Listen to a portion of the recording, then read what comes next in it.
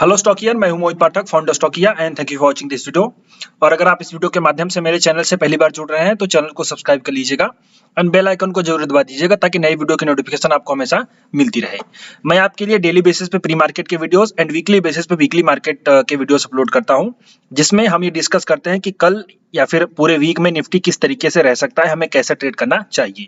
और आपको अगर याद हो, आप मुझे डेली बेसिस पे फॉलो कर रहे हैं पुराने काफी दिनों से, तो आपको पता होगा मैं 2 दिसंबर के बाद से भी जितने भी मेरे वीकली एनालिसिस के वीडियो आए हैं, सभी वीकली एनालिसिस वीडियो में मैंने हमेशा से ही बेयरिश मार्केट का ही रूल बनाया हुआ था और आपको ये बताया था कि मार्केट में और ज्यादा फॉल आने की पॉसिबिलिटी है। तो आप जो है कि उन सब चीजों को ध्यान अगर आपको होगा तो आपने काफी अच्छा और सही तरीके से उसका एनालिसिस करके छोटा मोटा या फिर कुछ अच्छा और बड़ा प्रॉफिट कमाया होगा। अब हम आगे चलते हैं, देखते हैं कि किस तरीके से अगले वीक में हो सकता है। अगले वीक में आपको पता है कि हमारा बजट है, जो यूनियन बजट है, और यूनियन बजट जो आपका ये बीजेपी की जो गवर्नमेंट है उसका लास्ट बजट रहेगा। इसके बाद तो आपका आएगा जो 2014 में 24 में इलेक्शन है। सो 2024 में इलेक्शन जो है, तो इलेक्शन में एक इंटरिम बजट आता है, फुल फ्लेड बजट नहीं आता। तो आपका ये जो मेन बजट होगा, मतलब बीजेपी का जो लास्ट अगर हम बोले मेन बजट, तो ये इस बार होने वाला है। तो इसमें पॉसिबिलिटी ऐसी है कि काफी अच्छे और स्ट्रॉन्ग मेजर्स गवर्नमेंट उठाएगी, स्टेप्स उठाएगी और काफी अच्छा कुछ रखने की पॉसिबिलिटी है। सो अब हम देखेंगे उसमें क्या दिक्कत है, वो अलग बात है, बट हम सबसे पहले यहाँ पे देख लेते हैं कि मार्केट हमारा किस तरीके से रह सकता है और हम किस तरीके से ट्रेड करेंगे। ओके, और हमें अगले वीक में किस तरीके से ट्रेड करना चाहिए, तो हम उसके बारे में एक बार डिस्कस कर लेते हैं और तब आपको मैं कुछ आइडिया देना चाहूंगा कि किस तरीके से आपको ट्रेड करना चाहिए या फिर क्या करना चाहिए। सो आपको मेरा फॉर्मेट पता है, मैं सबसे पहले ग्लोबल क्यूज पता करता हूं, देन उसके बाद डेटा एनालिसिस होती है, देन उसके बाद हम चलते हैं अपने कंक्लूजन पे कि किस तरीके से हमें ट्रेड करना चाहिए। और आगे बढ़ने से पहले मैं आपसे रिक्वेस्ट करूंगा कि आप मेरे Telegram channel and Twitter ID को जरूर ज्वाइन एंड फॉलो करें, जिससे बेनिफिट क्या होगा कि आपको मैं यहाँ पे प्री मार्केट की वीडियोस में बताता ही हूँ, बट लाइव मार्केट में अगर कोई चेंज होता है या फिर कोई अपडेट आती है तो मैं आपको वो अलग से बताता हूँ। सो उसका अपडेट आपको मेरे टेलीग्राम चैनल पे मिलता रहेगा। तो आप जो है कि बेनिफिट उठाइए, और प्लस लाइव मार्केट में अच्छा जो है कि अगर कोई मुझे अपॉर्चुनिटी मिलती है तो मैं अपॉर्चुनिटीज ही आपके साथ शेयर करता हूं, जिसका बेनिफिट उठा करके आप उसका पॉजिटिव आउटकम निकाल सकते हैं। और ये मैंने काफी पहले बना दिया था कि मार्केट गिरेगा तो हिस्ट्री रिपीट होगी, और मैंने इसको किया भी था कंक्लूजन वाइज। आप उसको देखिए और ट्विटर आईडी को जरूर फॉलो करिए। इससे बेनिफिट क्या होगा कि मैं लाइव मार्केट में अच्छे चार्ट्स जहां पे मुझे अपॉर्चुनिटी दिखाई देती है मैं आपके साथ शेयर करता हूं, जिसका बेनिफिट उठा करके आप अपना एक नॉलेज भी बढ़ा सकते हैं और सही स्टॉक में आप एंट्री सही टाइम पे कर सकते हैं। सो चलिए शुरू करते हैं हमारे वीकली एनालिसिस के। तो फॉर्मेट हमारा ये, सबसे पहले हम ग्लोबल क्यूज देखेंगे। अभी देखिए, ग्लोबल क्यूज देखने का उतना फायदा है नहीं, क्योंकि हमारा जो ग्लोबल क्यूज है वो हमारे इंडियन मार्केट को सपोर्ट नहीं कर रहा है। अब तक ठीक थी, मैंने आपको जो हमारा डॉलर का है, क्रूड ऑयल का है और जो भी इमर्जिंग मार्केट है, ये सब मैंने आपको बताया था। बट अगर हम देखें तो यहाँ पे जैसे सबसे पहले फिर भी देख लेते हैं डॉलर इंडेक्स। सो डॉलर इंडेक्स आपका नीचे जा रहा है, तो डॉलर इंडेक्स नीचे जा रहा है फिर भी हमारा मार्केट नीचे जा रहा है, ये एक तरीके से कॉन्ट्राडिक्शन है। जबकि डॉलर इंडेक्स को नीचे जा रहा है तो हमारे मार्केट को ऊपर जाना चाहिए। बट रीजन क्या है कि यहाँ पे अभी न्यूज प्लॉट हो रही है, तो ये सब क्या होता है, टेक्निकल होता है और एक तरीके से इंटर स्टॉक और स्टॉक मार्केट रिलेशनशिप होती है, बट ये चीज काम नहीं कर रही है। सो अभी ये नीचे जा रहा है और हमारा मार्केट भी नीचे जा रहा है, तो ये एक तरीके से सही नहीं है। ऐसा नहीं होता जल्दी, बट कभी कभी ऐसा हो जाता है जब मार्केट में कोई न्यूज फ्लो रहता है, तो इसको देखने से कोई फायदा नहीं है। अब अगर हम इसको देखें कि भाई ये क्या कर सकता है, तो इसमें एक पॉसिबिलिटी ये है कि अगर ये इस सपोर्ट रेंज को सपोर्ट ले करके और ऊपर चला जाएगा तो फिर एक ऊपर आने की पॉसिबिलिटी होगी। लेकिन अगर ये इसको तोड़ देगा तो ये फिर से बेयर जोन में चला जाएगा, जो हमारे मार्केट के लिए कहीं ना कहीं पॉजिटिव ही रहेगा, बट वो डिपेंड करता है कि बजट कैसा आने वाला है। उसके आगे अगर हम यूएस के 10 ईयर बॉन्ड यील्ड को देखें तो 10 ईयर का बॉन्ड यील्ड भी आपका वहीं पे अटका वो इस रेंज में चल रहा है, साइडवेज है। हमने यहाँ पे भी डिस्कस किया था कि यहाँ से नीचे आ जाएगा, हमारा मार्केट ऊपर जाएगा, और उसके बाद दिन वहां से भी देखिए जब ऊपर जाने लगा तो हमने ये भी डिस्कस किया था कि मार्केट हमारा अब नीचे आएगा जब ये भी ऊपर जाएगा, तो वो सब हुआ। बट अभी ये दोनों मार्केट को सपोर्ट नहीं कर रहे हैं, तो इनको अभी इतना देखने का खास मतलब है नहीं, हम इसको नहीं देखेंगे। हम चलते हैं सबसे पहले अपना थोड़ा इमर्जिंग मार्केट को देख लेते हैं, ताकि इमर्जिंग मार्केट क्या कर रहा है हमें एक आइडिया मिल जाए। इमर्जिंग मार्केट जो है हमारा ऊपर जा रहा है, देखेंगे आप, तो इमर्जिंग मार्केट हमारा ऊपर जा रहा है, बट हमारा जो इंडियन स्टॉक मार्केट है यानी कि सेंसेक्स और निफ्टी वो ऊपर नहीं जा रहे हैं। और अगर हम डाउ जोन्स को भी देखें तो डाउ जोन्स भी हमारा ऊपर ही जा रहा है। ओके, यहाँ पे देखिए डाउ जोन्स साइडवेज था, देन उसके बाद ये ऊपर जा रहा है, तो डाउ जोन्स भी ऊपर जा रहा है और ये भी ऊपर जा रहा है, बट हमारा मार्केट ऊपर नहीं जा रहा है। क्यों? क्योंकि बजट की एक्सपेक्टेशन है और बजट का सिस्टम उसमें लगेगा। सो ग्लोबल क्यूज को अभी देखने का कोई खास मतलब है नहीं और ग्लोबल क्यूज उतना इम्पैक्ट नहीं करेगा, ये सब आएगा बट बजट के बाद ये सब का इम्पैक्ट आएगा। सो अब उसके बाद हम डेटा देख लेते हैं कि डेटा हमारा कैसा है। तो FIS का डेटा अगर मैं आपको दिखाना चाहूँ तो FIS का जो ट्रेंड है वो उन्होंने नेट कैश में भी शॉर्ट किया है, ओके, और इन्होंने इंडेक्स में थोड़ी सी बाइंग करी है। तो इंडेक्स में ये लोग काफी बाई कर रहे हैं, ओके, अगर आपको पता हो तो इंडेक्स में ये लोग काफी बाई कर रहे हैं। यहाँ पे मैं डे वाइज बता देता हूँ। सो यहाँ पे देखिए इन लोगों ने इंडेक्स में बाइंग शुरू करी थी ऑलमोस्ट 19 जनवरी और लगभग 17 जनवरी। तो 17-18 जनवरी से ये लोग इंडेक्स फ्यूचर यहाँ पे बाई कर रहे थे। देन उसके बाद यहाँ पे इंडेक्स का ऑप्शन यहाँ पे बाई किया। यहाँ पे देखिए 15,000 करोड़ का इंडेक्स का ऑप्शन बाई किया। देन उसके बाद 13,000 करोड़ का बाई किया। देन उसके बाद आपका फिर से अगेन वही 6,000 करोड़ का बाई किया है। तो ये इंडेक्स में बाई कर रहे हैं, दैट मीन्स ये अपने आप को हेज कर रहे हैं और इनकी जो पोजिशन है वो भी थोड़ी सी जो बुलिश थी वो कम हो रही है। तो बुलिश पोजीशन यानी कि लॉन्ग पोजीशन कम हो रही है। सो इससे हमारा एक आउटकम क्या निकलता है कि ये जो है मार्केट में अभी नेगेटिव है, उतने पूरे नेगेटिव नहीं हुए हैं, मतलब जो स्ट्रॉन्ग नेगेटिव होता है जैसे कि नेट उनका लॉन्ग शॉर्ट नेगेटिव चला जाता है उतना नहीं हुआ है, बट फिर भी ये लोग नेगेटिव है क्योंकि लॉन्ग पोजीशन अपनी कट कर रहे हैं। अच्छा, यहाँ पे एक दूसरा बेनिफिट ये है कि लॉन्ग पोजीशन ये लोग कट कर रहे हैं लेकिन साथ में इन्होंने ऑप्शंस के जरिए भी अपने आप को हेज कर रखा है। तो एक तरीके से देखा जाए तो ये भी अपने आप को बचा रहे हैं और नेट सेलिंग तो ये लोग कर ही रहे हैं। तो नेट सेलिंग आपकी हो रही है। अच्छा, कुछ लोगों को ऐसा लगता है कि जो हाइडेनबर्ग और अडानी का वो चल रहा है उसकी वजह से मार्केट गिरा है। तो देखिए ये मार्केट हमारा उसकी वजह से नहीं गिर रहा है क्योंकि अडानी ग्रुप का कोई स्टेक है ही नहीं। मतलब अगर हम देखें निफ्टी में तो निफ्टी को गिराने में अडानी ग्रुप का कोई हाथ वाथ है नहीं। ये जस्ट एक न्यूज है जो अडानी ग्रुप के लिए काम कर रही है, वो अलग बात है। और मैंने अपने स्टूडेंट्स को काफी पहले मना किया था। इवन मैंने अडानी को शॉर्ट करने का कॉल भी दिया था। अडानी को हमने शॉर्ट किया था काफी, वहां से 400-500 पॉइंट नीचे है जब ये हमारा ये जो हाइडेनबर्ग की रिपोर्ट नहीं आई थी उसके पहले। तो अडानी को मैंने अपने क्लाइंट्स को शॉर्ट भी करवाया था और अपने स्टूडेंट्स को भी बोला था और अपने जो भी जहाँ पे जो लोग मुझसे एक्सपेक्ट करते हैं कि मैं उनको कुछ मार्केट का डायरेक्शन या फिर स्टॉक का डायरेक्शन दूंगा तो मैंने वहाँ पे बोल रखा था कि अडानी को आप लोग शॉर्ट करो और मना भी किया था कि अडानी ग्रुप में अभी आप इन्वेस्ट मत करो। तो इसके पीछे का एक लॉजिक है, मैं अलग से बताऊंगा किसी वीडियो में बना करके, बट अभी आप समझिए। तो मार्केट जो है आपका अडानी ग्रुप की वजह से नहीं गिरा है या फिर अडानी ग्रुप के न्यूज की वजह से नहीं गिर रहा है, मार्केट अपने तरीके से गिरा है जो कि बजट है। और ये एक तरीके से एडजस्टमेंट होता है। एडजस्टमेंट मतलब कि जो FIS होते हैं अपने आप को थोड़ा सा सेफ मोड में लेके चले जाते हैं कि भाई क्या होगा मुझे नहीं पता है, बट इसके पहले बेच बाच के पैसा कैश कर लो। So it is called encash. तो ये लोग अपने आप को कैश कर रहे हैं, तो पैसा जो भी है स्टॉक इनका बेच करके थोड़ा सा कैश कर ले रहे हैं। बजट में सब कुछ सही आएगा तो बाई कर लेंगे अगेन, फिर सम रैली आएगी और अगर नहीं आएगा तो फिर ये अलग से दूसरा कुछ प्लान करेंगे। तो बस यही है और इसमें खास कोई इंपैक्ट नहीं है अडानी ग्रुप का और इस सब का, आप इसके भ्रम में मत रहिए। हाँ, अडानी ग्रुप के लिए जो न्यूज है वो अलग बात है, उस पर हम बाद में डिस्कस करेंगे। बहुत से यूट्यूब पे वीडियोस आ चुके हैं, आप किसी का भी वीडियो देखिए आपको नॉलेज मिल जाएगा। तो FIS का जो डेटा हमें बोल रहा है वो नेट हमारा नेगेटिव ही बता रहा है। तो हम अगले वीक में भी बजट तक और बजट के पहले मतलब 2 दिन, आपका बजट है कब 1 फेब को, तो बजट के पहले दैट इज 30 एंड 31, इसके लिए हम जो है कि नेगेटिव ही रहेंगे। बजट के दिन फिर डिसाइड होगा। हम यूनियन मिनिस्टर जो हमारी सीतारमण जी हैं उनके स्पीच को समझेंगे, देखेंगे, लाइव यहाँ पे चलता रहेगा। जो भी अपडेट आएगी मैं आपको अपडेट करूंगा। अभी टेलीग्राम पे आप लोग ज्वाइन रहिए। हाँ, किसी इंडस्ट्री में अगर मैंने सब प्लानिंग कर रखी है, मैं आपको अभी डिस्क्लोज नहीं करूंगा ये सब। मैंने प्लानिंग कर रखी है कि किस सेक्टर में, जैसे कि वो बोलेंगी भैया फला सेक्टर, तो मैं तुरंत पकड़ लूंगा कि यहाँ पे इस सेक्टर में या फिर इस स्टॉक में रैली आने वाली है और ये आपको करना चाहिए। मेरा जो अभी मैं आपको आइडिया दे रहा हूँ, मेरा एक एक्सपेक्टेशन है कि एग्री एंड फर्टिलाइजर सेक्टर में अगेन ये लोग कुछ ना कुछ करेंगे। और दूसरा इसके बाद कंज्यूमर ड्यूरेबल्स मतलब कि कंज्यूमर FMCG आप इसमें समझ लो। तो FMCG प्लस कंज्यूमर ड्यूरेबल्स, इसमें मुझे लग रहा है कि बजट के बाद इन स्टॉक्स में तेजी आएगी और ऐसे रैली में आपको करना चाहिए।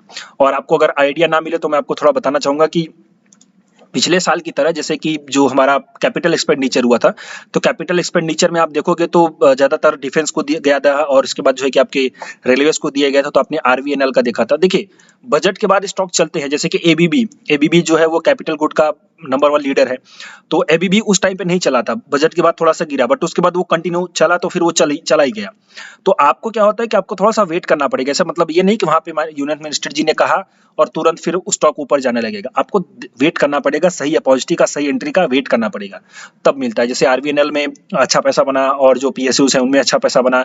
इवन जो रेलवेज के स्टॉक है IRFC हो चाहे कोई भी हो, बहुत अच्छा पैसा बना और कैपिटल गुड में भी काफी अच्छा पैसा बना। तो ये सब बजट की वजह से बना। तो आपको अभी बजट के जो कुछ स्टॉक्स हैं उन पे ध्यान देना चाहिए। तो मैं आपको एक सेक्टर का आइडिया देता हूँ। तो agri agriculture and agri commodities, मतलब एग्रीकल्चर से जुड़े, तो एग्रीकल्चर से जुड़े होता है जो है कि आपके एक तो एग्रो केमिकल हो जाते हैं, फिर फर्टिलाइजर्स हो जाते हैं, और फिर जो है अलग से कुछ स्टॉक्स होते हैं वो सब भी आ जाते हैं। और इसके बाद एफएमसीजी और कंज्यूमर ड्यूरेबल्स, तो ये सब स्टॉक्स में आगे चल के बजट के बाद मुझे लगता है कि रैली आएगी। तो एग्री वाला तो ठीक है, गवर्नमेंट का अपना स्टैंड है कि भाई हमें किसान की इनकम को बढ़ाना है। और कंज्यूमर को मैं क्यों बोल रहा हूँ, क्योंकि ये जो बजट है ना, ये बजट मैंने कहा जैसे कि ये बीजेपी गवर्नमेंट के लिए, मतलब कि जो एनडीए की गवर्नमेंट है उसके लिए लास्ट बजट होने वाला, तो ये कुछ न कुछ पॉपुलिस्टिक मेजर्स जरूर लेंगे। तो वो जो मेजर्स लेंगे, मतलब जो भी स्टैंड्स लेंगे या फिर जो भी स्टेप्स उठाएंगे, उससे इस इंडस्ट्री को फायदा होगा, मेरा ऐसा मानना है। हो भी सकता है, नहीं हो सकता है, मैं गलत भी हो सकता हूँ, बट अभी तक मेरा ऐसा मानना है कि उस इंडस्ट्री को फायदा होगा, तो अभी हमें उसमें देखना चाहिए। खैर, ये मैं बजट वाला वीडियो नहीं बना रहा हूँ, बजट वीकली एनालिसिस है, तो मैं आपको अपडेट कर रहा हूँ ताकि आपको पता चल सके। ओके, चलिए, तो अब मैं अपने निफ्टी के पार्ट पे आ जाता हूँ अगेन से फिर से। सो एफआईएस का जो डेटा है वो नेगेटिव है, और अगर मैं ओपन इंटरेस्ट का लूँ यहाँ पे आपको डेटा दिखाऊं कि क्या रह सकता है, कहाँ पे सपोर्ट, कहाँ पे रेजिस्टेंस की पॉसिबिलिटी है, तो उसके लिए हम जो है कि निफ्टी बैंक निफ्टी के ऑप्शन चेन को देख लेते हैं। खैर, निफ्टी को हम डिस्कस करते हैं यहाँ पे वीकली एनालिसिस में। सो फ्यूचर्स का वाई अगर मैं आपको दिखाऊं, फ्यूचर का वाई का डेटा लॉन्ग अनवाइंडिंग हो रखी है, काफी ज्यादा लॉन्ग अनवाइंडिंग, दैट इज की बेयरिशनेस साइन, तो सेंटीमेंट हमारा नेगेटिव रहेगा। ऑप्शन चेन पर अगर हम चल के सपोर्ट एंड रेजिस्टेंस यानी रेंज की तलाश करें, तो जो हमें रेंज मिल रही है वो ऊपर की तरफ 18,000 तो पक्का है, नहीं जाएगा। ओके, और अगर अनवाइंडिंग होगी तभी जाएगा, शॉर्ट कवरिंग होगी जिसको बोलते हैं, तभी जाएगा, अदरवाइज नहीं जाएगा। नीचे की तरफ 17,500 का अभी के लिए सपोर्ट दिखाई दे रहा है, बट 17,500 टूट भी सकता है, इसकी पॉसिबिलिटी है।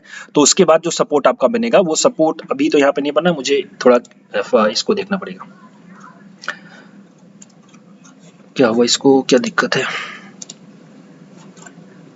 एक मिनट, आई थिंक मुझे डाउट लग रहा है डेटा में।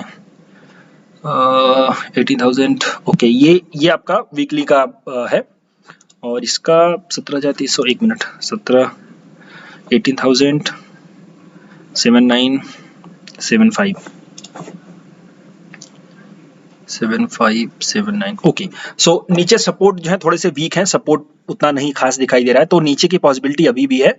हाँ, अगर नई पोजीशन बनेगी आगे आने वाले 1-2 दिनों में, तब आप थोड़ा ऐसा एक्सपेक्ट कर सकते हो कि जो हो सकता है कि ऊपर की तरफ रैली बने, बट अभी चूंकि प्रेजेंट टाइम के हिसाब से जो डेटा है वो नेगेटिव बता रहा है, क्योंकि यहाँ पे नीचे की तरफ सपोर्ट नहीं है। रेजिस्टेंस तो आप देख रहे हो कितने अच्छे स्ट्रॉन्ग रेजिस्टेंस बने हुए हैं, बट सपोर्ट नहीं बना है। तो सपोर्ट अगर बनेगा तो हम पॉसिबिलिटी रखेंगे। सपोर्ट कैसे बनेगा आपको पता चलेगा, ये 17,500 का जो पुट का ओआई है आपका बढ़ेगा, 17,300 का बढ़ेगा, 17,800 का बढ़ेगा, 18,000 का बढ़ेगा, तो आप यूं मानोगे कि मार्केट ऊपर जाने की पॉसिबिलिटी है। बट जब तक ऐसा नहीं हो रहा है तब तक आपको ये मान के चलना है कि मार्केट आपका नीचे ही रहेगा।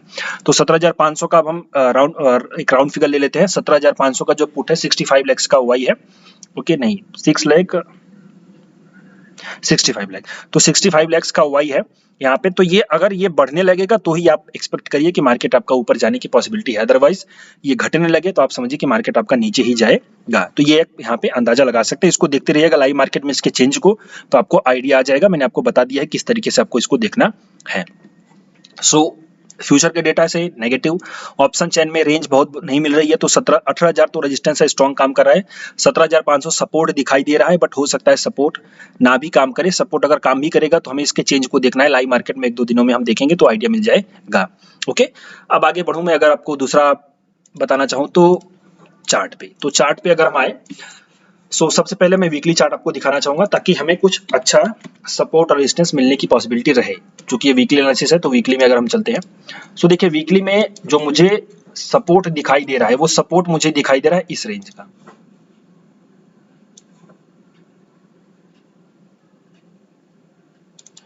सो 17,150, सो 17,150 का जो स्ट्रॉन्ग सपोर्ट मुझे दिखाई दे रहा है, वो लगता है कि ये काम करेगा, और इसी के बीच आकर के मार्केट आपका थोड़ा सा होवर करेगा, और इस रेंज में आने के बाद तो आपका जो फाइनल रेंज होगा वो होगा लेट से, ओके, ये रहा।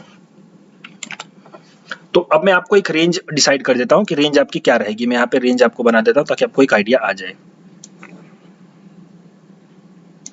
ओके, चलिए, सो ये आपकी रेंज है जो कि शुरू हो रही 17,177 है, तो थोड़ा सा इसको नीचे ले लो, 150 मान लो, 17,150, और नीचे की तरफ 16,840, इसको आप नोट कर लीजिएगा, 16,840, ये मैं कैश का लेवल बता रहा हूँ आपको, 16,840 नीचे की तरफ, एंड 17,150 188 को मतलब 150 ले लो, 17,150। सो 17,150 से लेकर के 16,840 इस रेंज में मार्केट आकर के कंसोलिडेट करेगा और इस मार्केट में ही आपको बाइंग की पोजीशन बनानी है, अगर बनानी है तो। ओके, और अब बाइंग की पोजीशन कैसे बनाओगे, आपको यहाँ पे डेटा में थोड़ा सा चेंज होता हुआ दिखेगा, यहाँ पे पुट का वाई बढ़ना शुरू करेगा। तो अगर ऐसा कुछ होगा तो ही आप यहाँ पे पोजीशन बनाओगे, अदरवाइज आप बैठे रहोगे, वेट करोगे।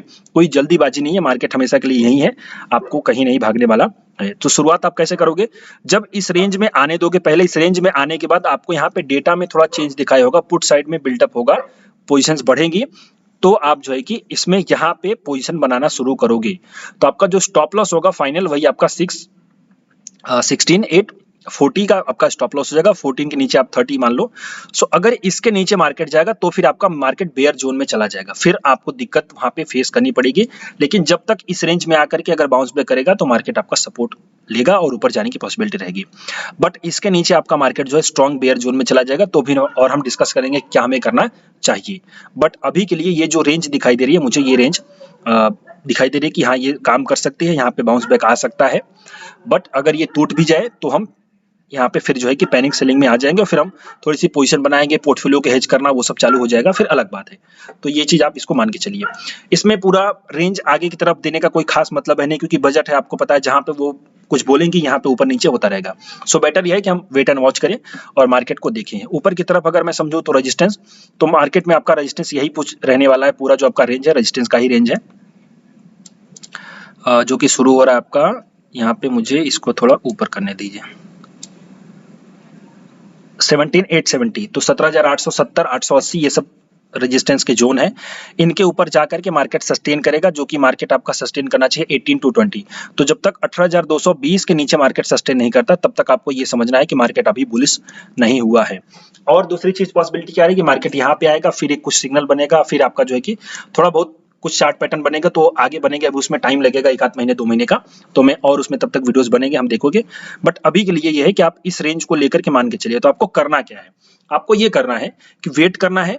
इंट्राडे में तो आप ट्रेड करोगे ही, कोई दिक्कत नहीं है, लेकिन आपको वेट करना है कि इस रेंज में आने के बाद, जो कि है 17,150 से 16,840 तक आने पे, इस रेंज में आने दो। उसके बाद आप यहाँ पे थोड़ा सा डेटा को देखो, अगर डेटा चेंज हो रहा है तो आप थोड़ी बहुत बाइंग की पोजीशन बनाओ अच्छे स्टॉक्स में, और जहाँ पे कुछ एफएमजी बोल रही हैं तो उसके हिसाब से बनाओ, अदरवाइज आप थोड़ा सा वेट करो। ओके, और बजट के बाद जो भी स्टॉक्स मुझे लगेंगे मैं आपको निकाल के दूंगा, उसके ऊपर वीडियो बनेगा स्पेशल। बजट के ऊपर मैं वीडियो नहीं बना रहा हूँ क्योंकि मुझे नहीं लगता कि इस पे वीडियो बनाना सही है मेरे हिसाब से। बाकी वीडियोस काफी बने हुए हैं, आप देख सकते हो, काफी लोगों ने बनाया हुआ है, आप उसको देखिए, समझ में आएगा आपको और क्लियर कट मिलेगा। सो अभी के लिए इतना ही इस वीडियो में, और अगर आपको ये वीडियो अच्छा लगा हो तो लाइक करिए, अपने दोस्तों के साथ शेयर करिए।